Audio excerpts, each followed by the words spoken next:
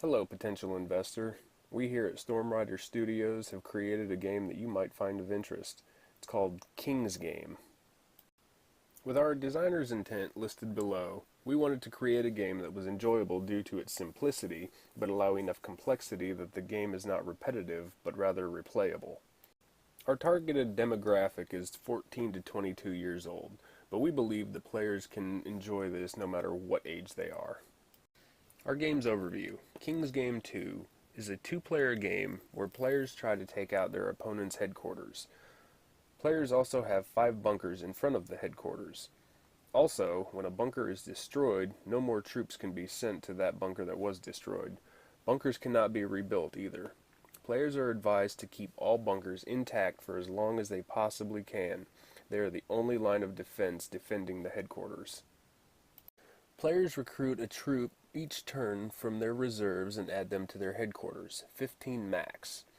There are also special troops called specialists who have special abilities that can be used in an offense or defense.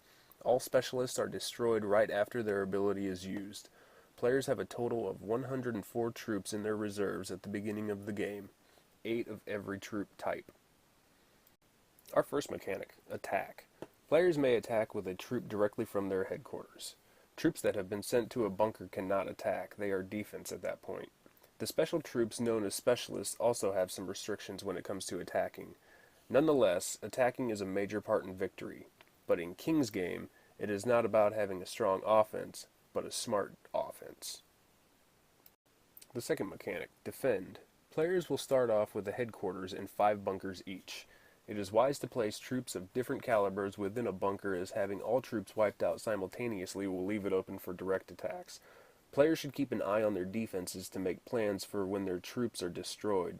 Defense is all about being prepared for any and everything. Moving on to our third mechanic, destroy. Troops, bunkers, and headquarters can all be destroyed. The destroyed mechanic is likely the most important mechanic in our game. If a player is not consistently destroying enemy troops, they will have a hard time getting victories. Allowing your opponent to set up a good defense will only hurt you. Now our fourth mechanic, memorize. Opponents' HQs and bunkers are covered amidst a fog which hide the contents within. Keeping track of enemy troop health is a major part of being successful in King's Game. Without proper memory, players may end up attacking far more or less than needed to destroy the troops within the bunkers. Overkill is problematic as there is limited number of high-powered troops in the reserves, so players should play smart and only as much force as necessary.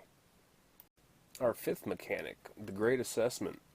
Players will earn a grade assessment on their overall performance after each game is finished. How many troops each player uses, how many troops each player destroys, how many bunkers they've destroyed, how many of their own bunkers were destroyed, how many health points they had left remaining, all go into calculating their grade assessment. And our final mechanic, bluff. Players cannot see what is exactly in an enemy bunker until it is attacked. The fog is our way of giving players a chance to regroup and reorganize their defense as well as planning counterattacks. Placing down specialists to break opponents' attacks and using lower powered cards to waste enemy powerhouses is a great way to victory. Bluffing is a skill that not all players possess, but for those who can pull it off are a king of the game. One game that's similar to ours is a Supercell game called Clash Royale. It's a tower defense game where you can have 3 to 4 towers if you're playing with a teammate. Our game doesn't have a teammate. Our game in general also lasts longer and relies on less luck of the draw and more of the player's skill. With mechanics such as fog and bluffing, King's Game has a whole nother level of tactical gameplay. Another game that's very similar to ours is War, the digital card game. A key difference between our game and War is that players in our game can see the values before they are placed. Our game gives players much more control of their luck, allowing them to plan moves ahead of time. And finally, the last game that's similar to ours is called Zen Wars. Although King's Game encourages players to develop solid defenses within the bunkers, it is not slowed down by it. Unlike Zen Wars, King's Game is designed to be fast-paced. And there you have it. That is our game, King's Game. Thank you for your time and consideration.